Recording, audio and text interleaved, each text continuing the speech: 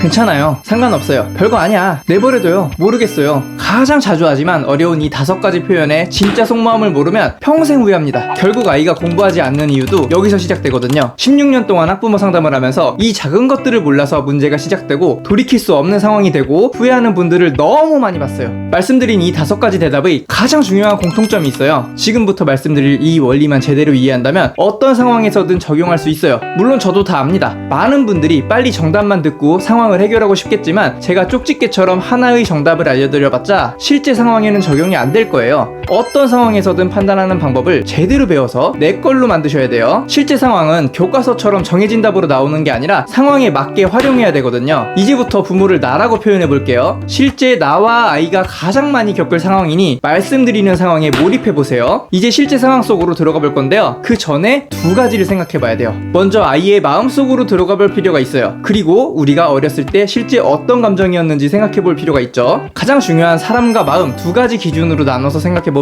전부 이해할 수 있어요. 대화하는 사람은 아이와 내가 있죠. 마음에는 실제 속마음과 표현 방법이 있어요. 따라해보세요. 나의 마음, 아이의 마음, 나의 표현, 아이의 표현, 이렇게 4가지가 나오죠. 꼭 생각하면서 들어보세요. 아이가 열심히 준비하고 발표를 했는데 끝나고 나서 표정이 좋지가 않아요. 그래서 아이에게 물어보죠. 괜찮니? 얼굴에는 안 괜찮아요. 무슨 일 있어요? 라고 쓰여있지만 말로는 괜찮아요 라고 대답한 것 같아요. 부모 입장에서는 걱정은 되겠지만 괜찮다고 하니까 달리 해줄 수 있는 것도 없죠. 아이가 괜찮냐는 질문에 괜찮다고 말하는 이유는 뭘까요? 아이는 슬픔, 불안함처럼 표현할 수 없는 기분일 가능성이 높아요. 하지만 여기에는 아이의 마음만 있진 않죠. 걱정하는 나의 마음도 아이들은 알거든요. 그리고 잔소리하게 될 나의 표현도 잘 알고 있어요. 도움은 필요한 상황이겠지만 들키고 싶지 않은 상황인 거죠. 그래서 상처받고 실망하고 속상하더라도 부모님을 안심시키기 위해 괜찮다고 표현하는 경우가 정말 많아요. 쉽게 말하면 괜찮지 않다고 말해봤자 좋은 결과가 생기지 않는다는 걸 알고 있는 거죠. 그리고 괜찮지 않은 이유를 일일이 설명하고 싶지 않기 때문에 대화를 빨리 끝내기 위해 대답을 하는 말일 가능성이 높아요. 우리 어렸을 때도 생각해보세요. 솔직하게 말했다가는 혼나거나 잔소리 들을 게 뻔한데 굳이 이야기할까요? 아이도 안 해요. 아이는 괜찮다고 하지만 걱정이 되어서 기분도 풀어줄 겸 저녁에 외식을 하기로 마음먹었어요. 오늘 저녁에 뭐 먹고 싶어? 아이는 대답하죠. 아무거나요. 뭐 먹고 싶은 거 없어? 없어요. 아무거나 상관없어요. 발표 때문에 그런 거니? 엄마가 뭐 도와줄 건 없을까? 네, 상관없어요. 아이가 상관없다는 말을 반복하게 되면 우리는 할 말이 없어지죠. 실제로 아이는 관심도 있고 상관도 있어요. 하지만 내가 실망하지 않게 실제 속마음을 들키지 않고 싶어 하죠. 그리고 내가 걱정하고 실망할 게 뻔한 상황에서 잔소리를 듣고 싶지 않고 아이 자신을 보호하기 위해 상관없다고 말을 해요. 실제 속마음을 들키고 싶지 않은 경우가 많죠. 만약 이때 상관없다는 말을 그대로 듣지 말고 도움이 될 만한 일이 어떤 게 있을지 차근차근 생각해 봐야 돼요. 쉽게 말하면 실제로 아이는 상관이 있지만 내게 걱정을 끼치고 싶지 않고 솔직하게 말을 했을 때 잔소리 들을 가능성이 높기 때문에 속마음을 들키고 싶지 않고 자신을 보호하기 위해 상관없다고 말하는 경우가 정말 많아요. 괜찮냐고 물어봐도 괜찮다고 하고 아무 상관이 없다고 해요. 그래서 우리는 걱정되는 마음에 한 번 더 물어보겠죠? 무슨 일 있으면 엄마 아빠한테 꼭 이야기해줘. 도와줄게. 이때 아이는 마지못해 별거 아니야 라고 이야기하는 경우가 많아요. 실제로 중요하지만 부모님과 갈등을 피하기 위해서 이렇게 말하는 거죠. 괜히 말했다가 걱정을 끼치거나 부모님이 걱정하는 마음에 이것저것 이야기하는 과정에서 다툼이 될까봐 아예 이야기를 하지 않는 경우가 많아요. 그리고 사실은 아이 자신에게는 중요하더라도 부모님이나 다른 사람에겐 중요하지 않다고 생각하는 경우도 자주 있어요. 쉽게 말해 나한테는 중요한 일이 부모님이나 다른 사람에게는 중요하지 않은 일이라고 생각해서 별거 아니야 라고 말하는 경우가 많다는 거죠. 걱정은 되는데 별거 아니라고 하니까 부모님 입장에서는 걱정도 되고 도와주고 싶은 마음이 굴뚝 같죠. 생각보다 많은 분들이 이 과정에서 뭔가 해줘야겠다고 생각을 합니다. 사실 많은 부모님들이 이 과정에서 대화를 하고 있다고 생각하지만 아이 입장에서는 대화가 아닌 경우가 정말 많아요. 결국 아이도 나름대로 참다가 한마디 하죠. 저 좀 내버려둬요. 이런 이야기를 들은 부모님은 충격을 받는 경우도 정말 많아요. 실제로 이 순간이 가장 어렵고 여기서 무슨 말을 해야 될지 모르는 분들이 대부분입니다. 아이가 내버려두라고 말하는 건 지금은 아무 말도 하지 말아주세요 라는 의미가 정말 강해요. 지금은 혼자 생각하기도 힘들고 부모님과 감정 소모하고 싶지도 않은 거죠. 하지만 실제로는 도와주세요, 관심 가져주세요 라는 외침이기 어울리기도 해요. 다만 감정과 생각 정리를 할 시간과 공간이 필요해요. 생각 정리를 할 시간을 주면서도 부모님은 항상 네 편이야 라는 인식을 하게 만들어줘야 돼요. 반드시 기억하고 관심 가지고 있다가 필요할 때 꼭 도와주세요. 어느 정도 감정 정리할 시간을 주고 나서 다시 대화를 하다 보면 아이가 모르겠어요 라고 말하는 경우가 정말 많을 거예요. 모른다고 말은 하지만 사실은 알면서도 자신의 생각이나 감정 표현을 망설이는 경우가 정말 많아요. 일일이 설명하기 귀찮을 수도 있고요. 말해봤자 소용없다는 생각 때문일 수도 있어요. 지금까지의 경험으로 봤을 때 자신의 말을 부모님이 어떻게 받아들일지 불확실하기 때문에 그러는 경우도 많아요. 회피하려고 하는 경우가 생각보다 많거든요. 이런 것들을 모두 알고 아이와 대화를 해야 아이도 나도 상처받지 않고 제대로 된 대화를 할 수 있어요. 그리고 말씀드린 5가지 대답에 가장 중요한 공통점이 있어요. 모두 경험을 바탕으로 내가 이 말을 했을 때 일어나는 상황에 대해 미리 생각하고 부모님께 걱정을 끼쳐드리고 싶지 않고 잔소리도 듣고 싶지 않기 때문에 대답을 회피하는 경우라는 거예요. 괜찮아요. 상관없어요. 별거 아니야. 내버려둬요. 모르겠어요. 말고도 아이의 진짜 속마음을 알기 힘든 정말 많은 표현이 있지만 가장 중요한 공통점과 이유를 아셔야 돼요. 그리고 아이가 생각하고 표현한 이유를 알고 있다면 엄마는 항상 네 편이야 라는 인식을 주면서 진짜 대화를 할 수 있어요. 앞으로 아이 교육과 관련된 모든 것들을 전부 알려드릴 테니 구독, 좋아요 누르고 알림 설정까지 해서 아이의 인생을 바꿔주세요.